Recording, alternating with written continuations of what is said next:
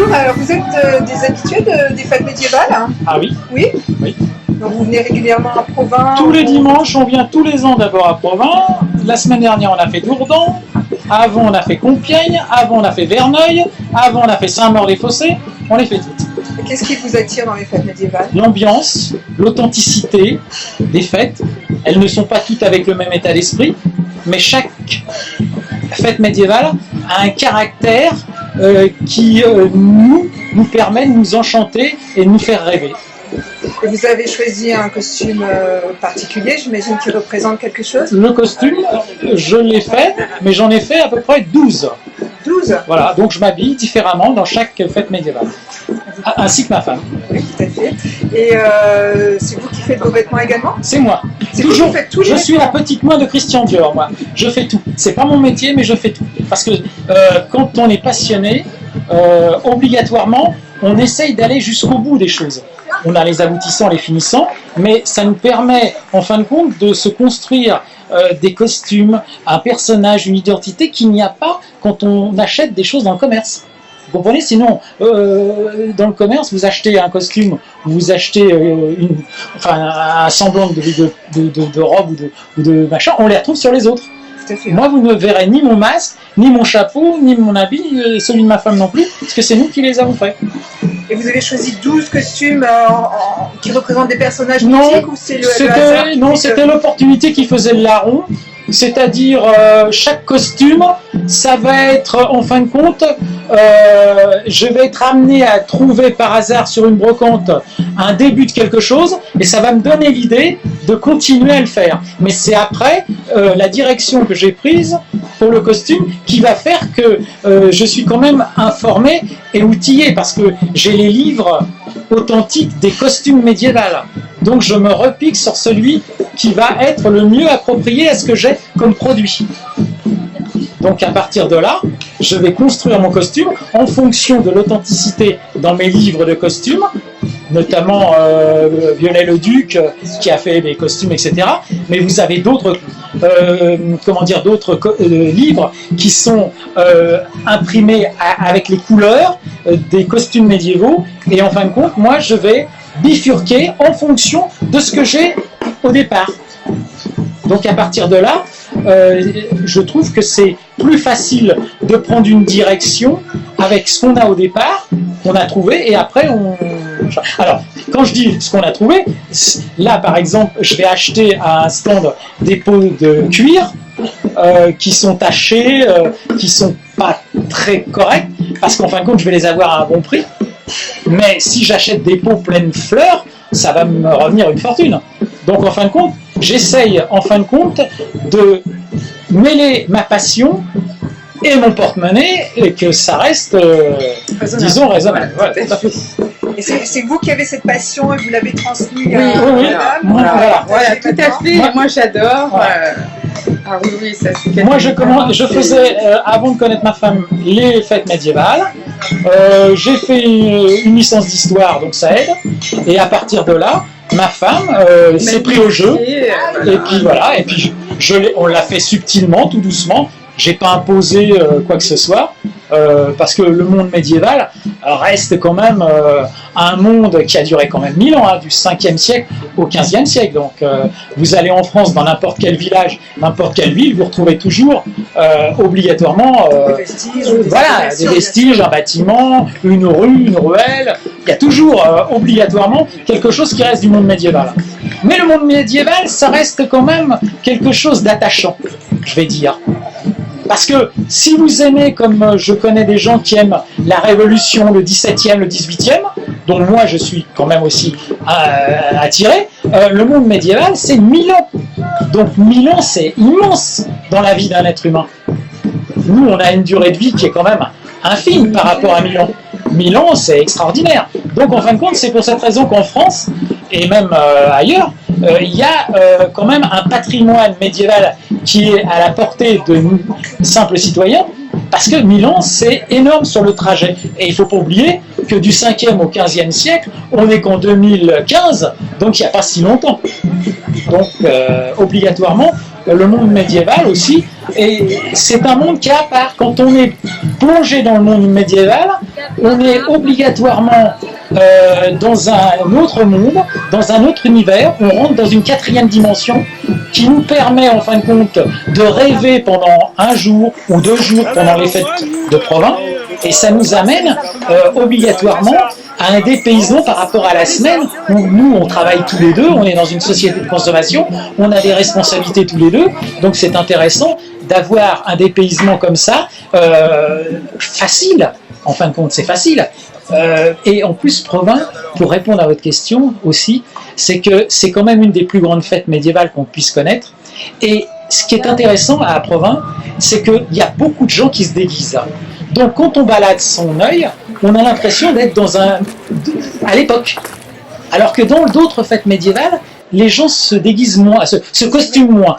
C'est vrai, il y a un quant à soi qui fait qu'on ne va pas, tout à fait. On va pas se costumer. Qu'est-ce qui vous empêcherait, parce que vous dites, donc c'est une façon de vous dépayser un jour ou deux, et qu'est-ce qui vous empêcherait par exemple de faire des fêtes, si vous avez des amis, de faire des fêtes costumées ça reste une fête costumée avec des amis, ça reste 10-12 personnes. Alors que là, c'est des milliers de personnes.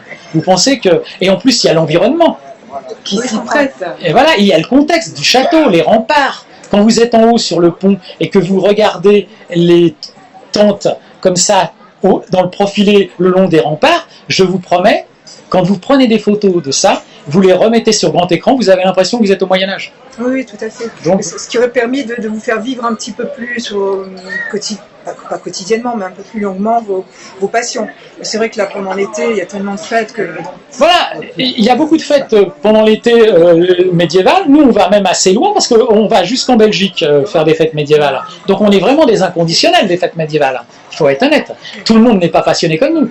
Il y en a, ils vont faire une fête, 2 fêtes, et puis ça va s'arrêter là. Nous, on les fait régulièrement parce que c'est un monde qui nous donne quelque chose, qui nous apporte quelque chose, que nous aimons. Mais ça n'empêche pas qu'on ne vit pas avec des œillères comme un cheval de labour sur un sillon uniquement avec les fêtes médiévales et le monde médiéval. Il faut rester dans son siècle. Il faut savoir que bon, arrivé lundi matin, c'est le travail, les embouteillages, le bureau, caméra café est embarqué. Mais en ce qui concerne le monde que nous vivons aujourd'hui, samedi et dimanche, c'est un plaisir qu'on se fait. En plus, quand on va manger, on va rechercher l'authenticité du repas. On va essayer de trouver, j'allais dire une cantine, c'est pas le cas, mais une gargote pour parler médiéval, qui va répondre à des normes, à un cahier des charges au niveau menu de la mangeaille médiévale. Donc on est quand même assez, on cultive l'authentique, comme dirait Depardieu. On cultive l'authentique. Ben nous, on essaye. Alors, on essaye de se costumer, mais nous, on ne veut pas non plus se costumer en allant dans une boutique et en allant acheter comme la plupart des gens. Nous, on va faire les choses. On va fabriquer les choses. Je prends par exemple cette épée. Cette épée est uniquement faite en bois. Simplement, elle est habillée de clous de tapisserie. Ici, c'est une gaine. Ici, ce sont des choses qu'on met sur les voitures. Vous voyez, c'est un film d'aluminium autocollant pour faire la lame, mais tout ça reste du bois. C'est très léger, vous voyez, c'est très léger. Et ça nous permet, en fin de compte, de marcher d'une manière sympathique et pas d'être chargé avec des dizaines de kilos. Au bout de la journée, on n'en peut plus. Donc on l'a fait au début, et après on a dit non, ça suffit. Il faut se costumer d'une manière intelligente. Donc nous, on se costume d'une manière intelligente. Parce que quand je vois des gens, notamment je connais beaucoup de gens, parce qu'on fait beaucoup de fêtes médiévales, qui sont avec un harnachement de 30 à 35 kilos, même ne serait-ce que certains templiers, ils ont 40 kilos sur eux, mais comment ils font? Nous, on le fait pendant 2 jours. Alors ils vont le faire pendant quelques heures. C'est tout. Bien sûr. Oui. Voilà. Et alors, est-ce que madame, à chaque fois, le pendant de votre costume, hein, c'est quand vous fabriquez votre costume, il y a le pendant pour madame qui avait 12 et 12? Très bonne question. Alors, on essaye de faire le pendant de telle manière, là, je ne sais pas si vous avez regardé et vu, mais son habit est relatif au mien. En termes d'harmonie. Et c'est en harmonie, absolument. Voilà. Et nous, c'est ce qu'on essaye de faire. Parce qu'on est un couple. Donc, un couple, quand on est en osmose, on essaye d'être une identité unique. Si, en fin de compte, il y a le dépareillement du costume par rapport à l'autre, en fin de compte, il n'y a pas d'osmose. C'est la dualité. Voilà. Et encore, il y aura un contraste qui sera trop fort. Nous, on veut rester en osmose. Et en fin de compte, c'est quand même un souci du détail. C'est une exigence qu'on est amené à avoir. Et c'est quand même de la recherche et du travail. Oui, oui, énorme certainement. Absolument énorme. Parce que chaque petit détail... Mon mari, ça lui prend énormément de temps. Mais moi, j'aime, au lieu de regarder la télévision, eh ben, je suis dans mes bouquins et je fais des croquis, des patrons. Et voilà. En fin de compte, je suis resté très adolescent et je suis resté très joueur.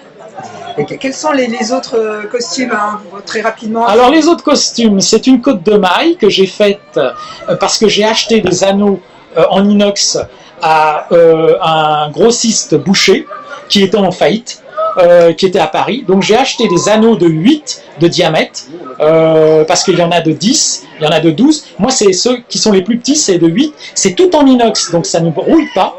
Et j'ai, le soir, mis les maillons les uns après les autres et j'en ai mis comme ça 27 000 pour en fin de compte faire une côte de maille. Mais une côte de maille comme la mienne, vous en verrez jamais parce qu'elle est très atypique et en plus elle est calculée de telle manière à pouvoir avoir une côte de maille aérée, c'est-à-dire qu'elle n'est pas avec les manches longues, elle est avec les manches qui s'arrêtent au coude, mais là il n'y a rien, il y a simplement deux lanières en maillon qui viennent soutenir pour que mes aisselles respirent. C'est calculé, c'est en fin de compte travaillé. Par contre, les casques, les aumes, ça, je les achète, abîmés et je les refaçonne de telle manière à pouvoir avoir un casque encore atypique, etc. Alors ça c'est pour la côte de maille. Maintenant j'ai un avantage d'avoir un copain qui est ferronnier d'art, donc il m'aide beaucoup pour les petits détails que je n'arrive pas à faire, parce que moi je travaille dans la publicité, donc ça n'a rien à voir. Et en fin de compte, lui, en tant que ferronnier d'art, il va me faire des petites attaches, des choses que moi j'aurais du mal à faire. Parce qu'il faut rester humble, on ne peut pas tout faire. Donc voilà. Apparemment, il faut que ça reste aussi un plaisir, parce que c'est pas non plus. Oui, il faut que ça reste un plaisir, tout à fait. Si ça devient une corvée ou un cauchemar, bonjour la fête médiévale. Là, on abandonne tout, là. J'ai tout fait, voilà, j'ai tout fait, tout à fait. Voilà. Et donc chaque costume a son identité, sa particularité, mais madame, en fonction de ma cotte de maille ou quelque chose qui est un peu plus guerrier que le costume que je porte là, va être, disons, en osmose dans les couleurs, avec un peu d'aluminium pour que ça soit léger pour madame. Hein, gentille dame, j'ai pitié d'elle, et donc le gentil oiseau que je suis va répondre à un cahier des charges pour que madame soit, disons, allégée. Confortable. Voilà, et confortable. Encore que le mot confortable a deux sens, dont le sens confortable, des fois, il va être mal pris dans le monde médiéval, parce que, en fin de compte, ça reste confortable pour les bourgeois. Voilà. Donc un mot à bannir du langage à l'époque médiévale, si on voulait rester en vie. Bien. Vous n'allez pas nous abattre? Non. Je ne. Très bien. Bah, écoutez, merci infiniment, et puis certainement sur une autre fête médiévale, parce qu'on déambule aussi beaucoup. Pas de problème.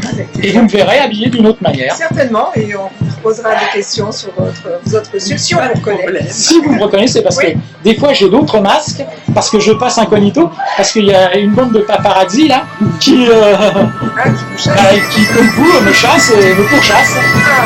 Donc je suis pas Brigitte Bardot, on a pas du tout.